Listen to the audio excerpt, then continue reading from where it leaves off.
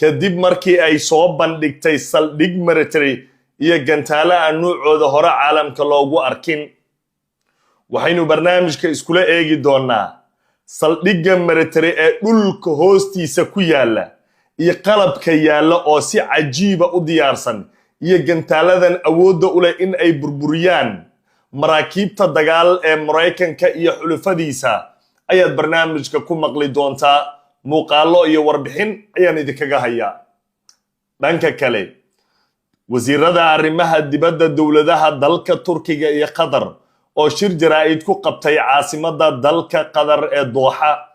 ayay kaga hadleen wejiga labaad ee xabad joojinta Israa'iil iyo Xamaas oo la filayo berri in uu bilowdo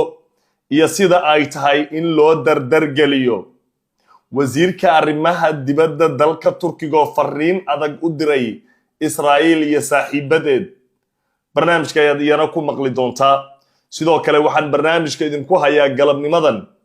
dalalka Mexico iyo Canada ayaa si yaab leh oo culus oo mug weyn ugu jawaabay canshuur kordhintii Trafiski uu dul saaray Mareykanka labada dowladood. China iyadu maxay u aamusan tahay haddii 10% ama 10% iyana la dul saaray. adduunka waxaa ka bilowday dagaal canshuureed. haddaad maqli jirtay dagaal nuclear, dagaal siyaabo kale, dagaalo laga baqayo, mid ciidan, hadda lacag iyo dulsaar dhanka canshuurta ah ayaa caalamka ka bilowday. Putinna wuxuu ammaanay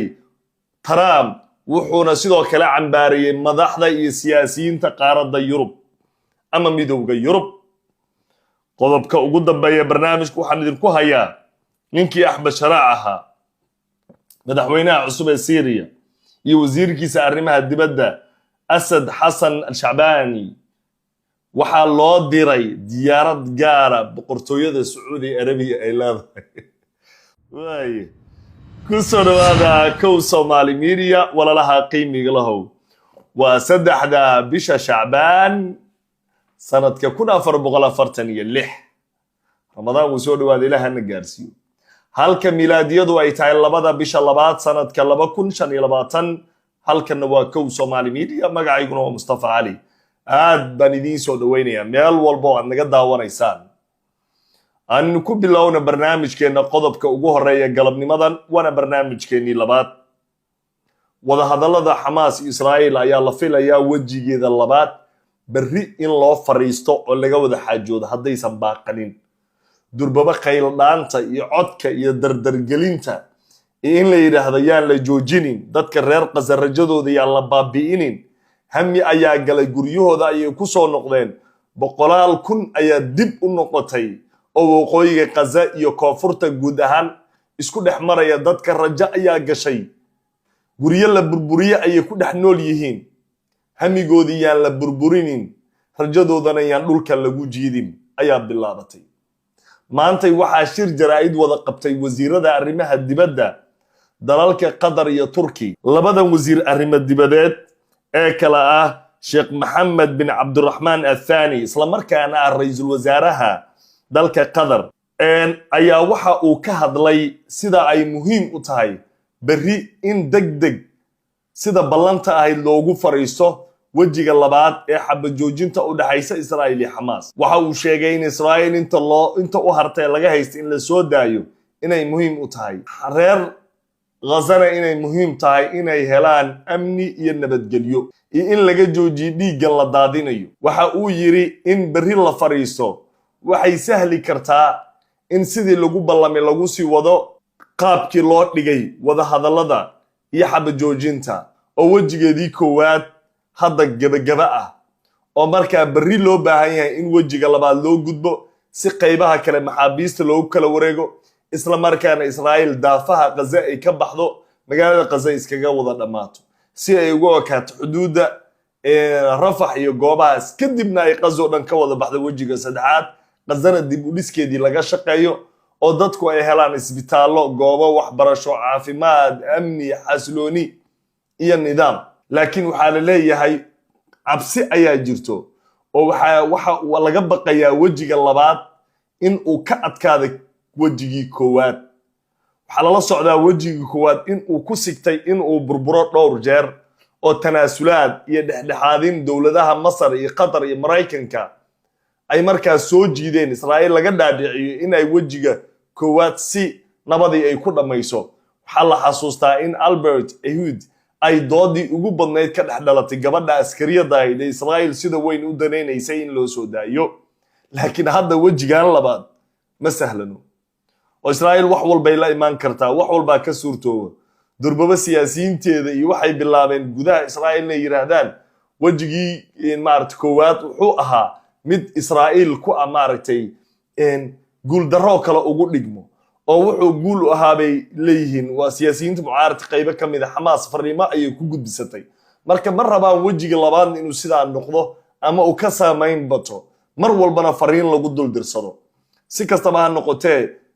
wasiirka arrimaha dibadda ahna ra'iisul wasaaraha dalka Qatar waxa uu sheegay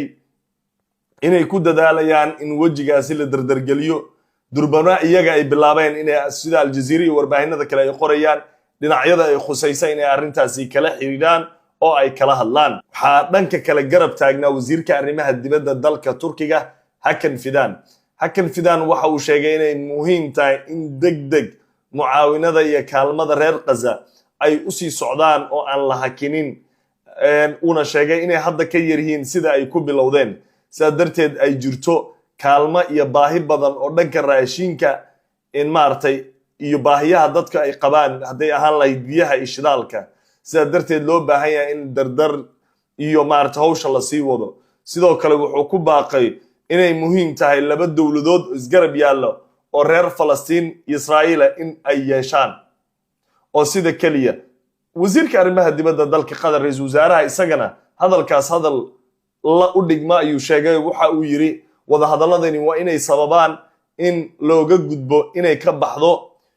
gumaysiga ee heesashada la haysto reer Falastiin. waynu arkaynaa bari sida xaaladda ay noqoto in arrinkaasi uu sii socday in kale. walalaha qiimiga loo waxa inoo soo socdo qodobka markaa meesha uga gudmo. Iiraan waxay soo bandhigtay waxaan looga baranin muddo ay aamusnayd kadib waxay la timid saldhig aan adduunka hore loogu arkin. magaalooyin dhan baaba dhulka hoostiisa ku yaala, sanadyo badan baa la dhisayay. hore way u soo bandhigtay saldhig wax saan oo kale ah, laakiin kan caadi maaha. waan idin haynaa muuqaalko dhamaystirna barteena waxaad ugu tegi doontaan Telegramka Kow Somali Media. Telegramka qayb maarta hadda gruuba ayaa furan, sidaa darteed waxaa suurtagal ah taleefankaada in la arko. marka adaa laga rabaa meel laga qariyaa jira taleefankaaga Telegramka markaa gasho, ama caruurta guriga weydii ama qofka ay weydii qari haddaad ku jirto Telegramka. mararka qaar dad baa message iskaga ka soo dira, qof aan ku aqoon baa iskala ka soo xiriiray. waan ka xumahay markii aan sameeynay buu naga noqday channel meesha noqon lahaa buu group naga noqday. marka channelka hadda waan diyaarinay, waa u guureynaa, durbano waa bilownay, channelkana soo dhigi doonaa wixii ka bilowda maanta. sidaa darteed channelka ha u wareegaan walaalaha groupka joogo. cid aan ku aqoon oo kula soo xiriirtana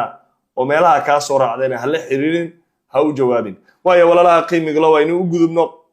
intaynu qaybaha kale barnaamijka u gudbin. Putin wuxuu cambaareeyay madaxda Yurub, waxauna sidoo kale ammaan la dul istaagay madaxweynaha dalka Mareykanka Donald Trump oo ay hayaan dalalka xulufada marka hore ay wada hayeen Mareykanka. siyaasiyiinta Yurub ay ku jiraan dowladaha Canada, Mexico. marka hadda sheekadan Trump wuxuu leeyahay aan yiraahdo Putin wuxuu leeyahay Trump waa nin raba awoodiisa iyo aqoontiisa iyo caqligiisa caalamka inuu dagaalada iyo dhibaatooyinka socdo uu ku bedelo, halka madaxda Yurubna uu ku sheegay inay khalalaasa iyo fawdo iyo amni xumo caalamka ay u horseedeen. wuxuu yiri jiljileecini iyo dabacsanaantiini iyo dayiciina khaaradda iyo caalamka oo dhan dhibaatay geliyeen.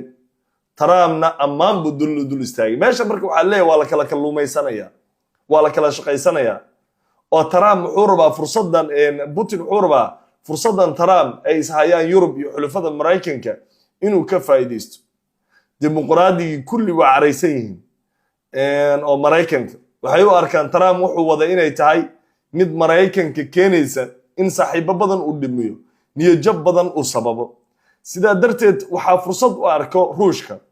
Ruushka maadaama Ukraine lagala saftay oo NATO iyo midowga Yurub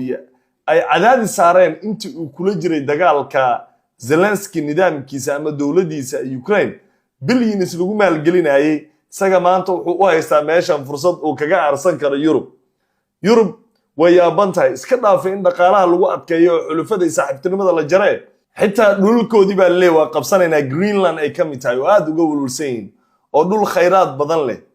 oo markaa dad kooban ay ku nool yihiin nidaam yar oo awood aan lahayn ee ku nooshahay Denmark ay aad uga walwalsan tahay qaaradda kale Yurub iyo dalal kale oo dariskana aad uga walwalsan yihiin ilaa ay yiraahdeen Yurub waan macnaa ciidamo waa in loo diraa Faransiiska Germany waxay leeyihiin fariin adag bay u direen maaragtay Mareykanka marka waxa fahmaysaa xulufadii Mareykanka ee Yurub inay si kala dhamaanayso midnimadii reer galbeedkan ay mugdi sii galayso Trump waxa uu caalamku u jiheeyay baa leeyahay siyaasadiisa cusub ee uu la imaaday waji kale oo cusub qaabkii caalamka dadka looga dhaadhicin jiray dimuqraadiyadda xitaa qaar ka mid ah sanadka Mareykanka ayaa hadda waxay diyaarinayaan in la bedelo dastuurka Mareykanka ee dhigaya 2 term kali madaxweyne ay soo sharxi karo ilaa 3 in laga dhigo rag baa hadda u wada sanadka haddii ay helayaan kolam ku filan ama tiro ku filan oo ay ku geeyaan markaas haddana Trump uu si joogi karaa 8 sano hadda kadib waxa suurtagal Trump inuu adduunka si walaaqo laakiin waxa la leeyahay iyada laftirkeeda sidoo Trump ku socdo waxay keenaysaa in uu Mareykanka noqdo saaxiib aan la isku haleyn kareynin dawladda isku haleyn jirnay hawada ka baxaan waayo walaalaha qiimiga loo markaan qodobka meesha uga gudubno waxaan toos u gelaynaa qodobka saddexaad ee barnaamijka intaan u gudagelin arinta Iran balaan isla fiirina dawladaha waxay warbaahinta caalamka qoraysaa Mexico iyo Canada jawaab degdeg ay bixiyeen sida aan barnaamijkeena saaka uga soo waranayba dawladaha Canada iyo Mexico waxa la dul saaray Travis inta aan la soconin ama aan ka warqabin waxa waa dul saarka la dul saaro cashuuraha badeecooyinka iyo waxyaabaha ganacsiga ee dawladaha ay soo dhoofiyaan dawladda ay u soo dhoofiso ay dul saarto ilaa waa laba wadamada waa mid wadamo sameeyo export waxa loo yaqaan wax iska dhoofiyo iyo kuwa import sameeyo kuwa marka exportiga sameeyo waxa dul saaranay kuwa importiga ay u soo sameeyaan dawladaha ay u soo dhoofinayaan Mareykanka kale Canada iyo Mexico badeeco badan bay soo galiyaan saadarteed Trump wuxuu dul saaray 25% waa arin aad u kululaynaysa dhaqaalaha Mexico iyo Canada shirkadaha iyo ganacsigoodana aad u saameynaysa Canadianka iyo Mexicaanka way qayliyeen laakiin si yaab leh galabta uga jawaab celiyeen durbaba Canada ra'iisul wasaaraheeda iyo wasiirkeeda dhaqaalaha iyo hay'adaheeda kulli waxay amreen in Canada ay ka jawaabayso oo kaliya aysan iyadana cashuur saar dul saareen ilaa waxay soo dhoofisaa baskayr Mareykan kaga imaadaya laakiin maxay sameeyeen badeecooyinka Mareykanka oo dhan ma iibsanayaan Canadian dukaamanka badeeca Mareykan taalo dhan ka imaaday lama gadanayo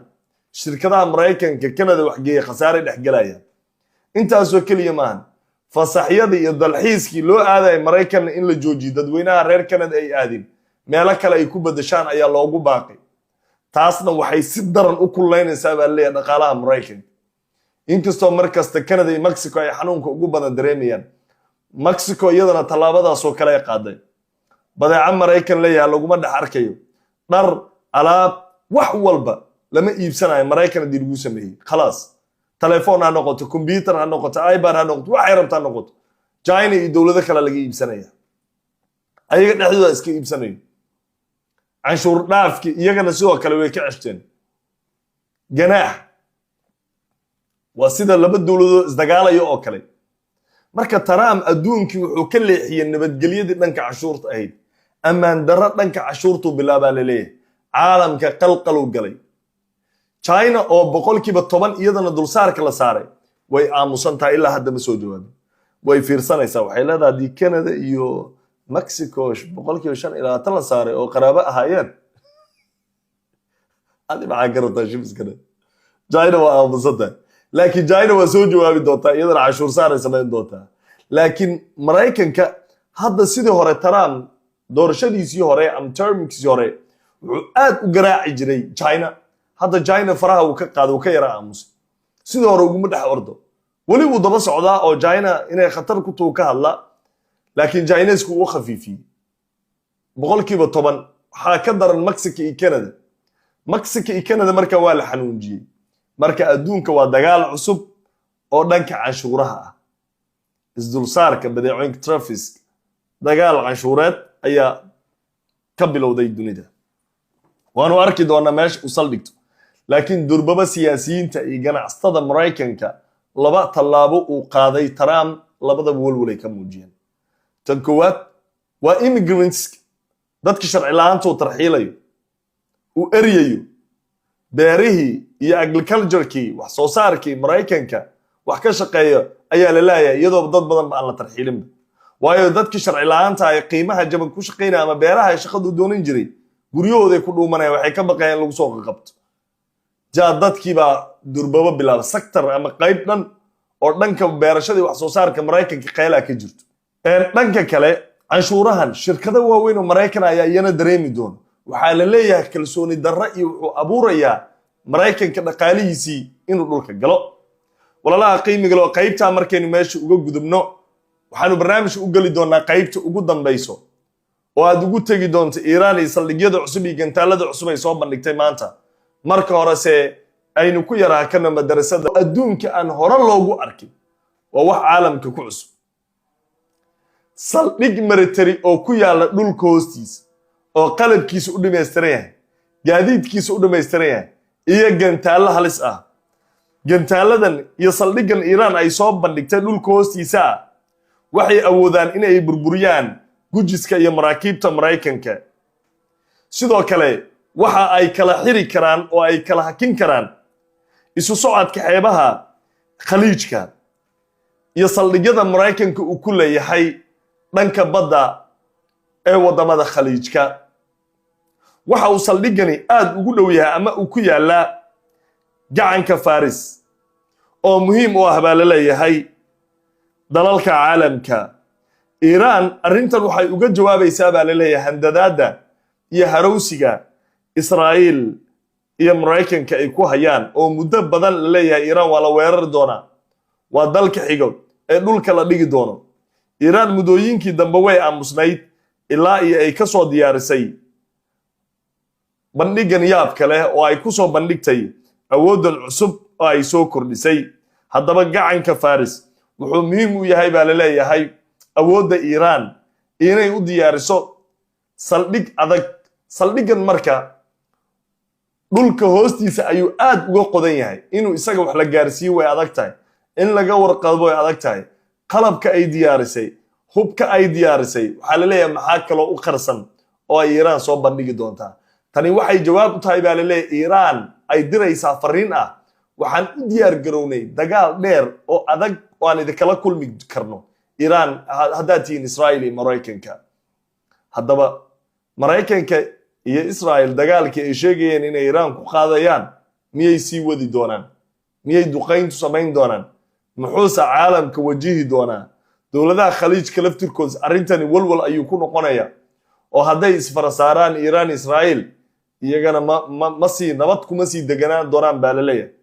oo markaa saldhigga Mareykanka ee khaliijkana kuma sii yaali doono ma Mareykan ay dhihi doonaan shartaada nala dhaaf Iiraan ay anaga nadaa dadka ku iska celi miyay noqon doontaa mise si kale waxaa la xalin doonaa oo la baajin doonaa dagaal Iiraan Israel dhex maro si kastaba ha noqotee dunida maanta waxaa ka socda dagaalo wajiyo badan leh mid nuclear oo cabsi badan laga qabo mid teknolojiyada cusub ee adduunka oo maanta tartan badan uu ku jiro iyo in la isku weeraro sidoo kale caalamku waxaa ka socda arrintii aan ka soo hadalnay dhanka canshuuraha ah qaybta ugu dambaysa barnaamijka markaan qaybaha meesha uga gudubno sidaan hordhaca ku sheegnay wasiirka arrimaha dibadda dalka Suuriya Asad Hassan al-Shicbani iyo madaxweynaha cusub ee dalkaasi ayaa waxa ay u socdaaleen dalka Saudi Arabia waa Ahmed al-Shiraac ayagoo markaa lagu qaaday diyaarad gaar ah oo ay u soo dirtay boqortooyada Saudi Arabia sidaan saaka barnaamijkeenu ku sheegnay Ahmed al-Shiraac madaxweynaha waa markii ugu horeysay barnaamijka dalka Suuriya uu aado waxa uuna booqashadiisa u gartay in uu ka dhigo dalka ugu horeeya dalka Sacuudiga Suuriya waa wadan dhismaya oo nidaam iyo dawlado badan ay garab taagan yihiin sacuudigana ay ugu horeyso dowladdii ballanqaaday